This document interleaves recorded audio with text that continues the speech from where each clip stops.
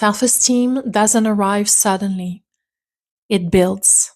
In the moment you stop apologizing for having feelings, in the moment you stop explaining why you need space, in the moment you choose honesty over being liked.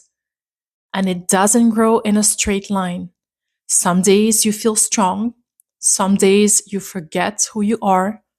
Both are parts of the process. Sometimes self-esteem builds quietly, alone with yourself, in the privacy of a thought, in the mirror of your bathroom, when you choose not to look away from your own eyes. And sometimes it builds loudly, when you speak up, when you take a stance, when you protect what matters to you, even if your voice is shaking. It grows every time you stop betraying yourself just to keep the peace. Every time you stay when leaving yourself would be easier. And whenever you feel less than, this is where you return to the moment you choose not to abandon yourself, even in the smallest way. That is where your self-esteem lives.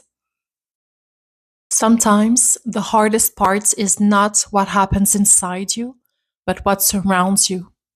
Some people are growing in environments that don't protect them, don't listen to them, don't reflect their worth.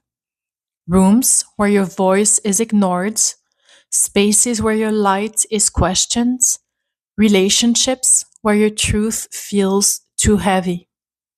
In those places, self-esteem becomes something sacred. It becomes the voice you build inside yourself when the outside world keeps trying to erase it. It becomes the strength to stay kind without becoming small, to stay open without losing yourself. Learning confidence isn't always quiet.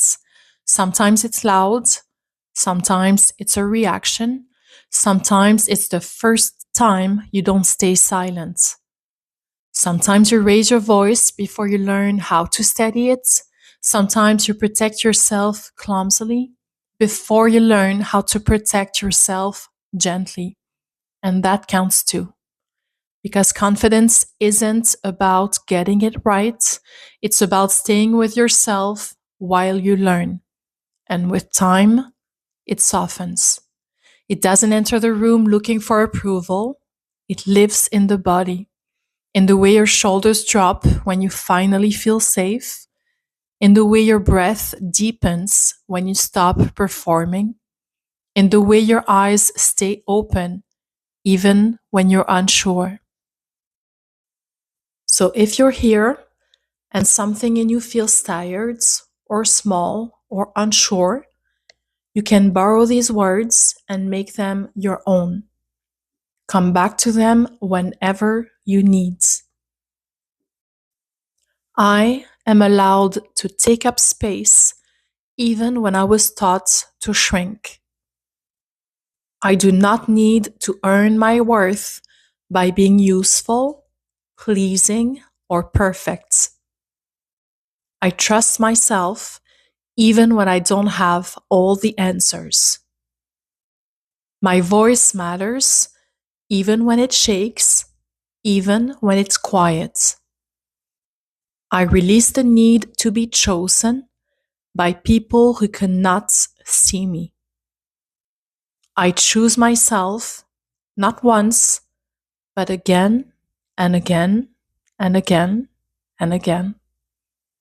I am allowed to grow at my own pace without comparison, without pressure. I respect my boundaries even when it makes others uncomfortable. I no longer abandon myself to belong. I am learning to feel safe inside my own life. I am becoming more grounded every time I listen inward. I am not too much. I was just in the wrong rooms with the wrong people. I am not invisible. I am present. I am safe being seen. I am enough without proving, without chasing, without shrinking. Self-esteem moves. It shows up in the way you leave what quietly breaks you, in the way you stop offering your softness to places that cannot hold it, in the way you remain with yourself when everything feels unstable, in the way you no longer negotiate your right to exist, in the way you allow silence to stay, not as emptiness, but as space. What you're building doesn't make noise. It forms while you're unlearning, while you're afraid, while some days you shine and other days you simply survive.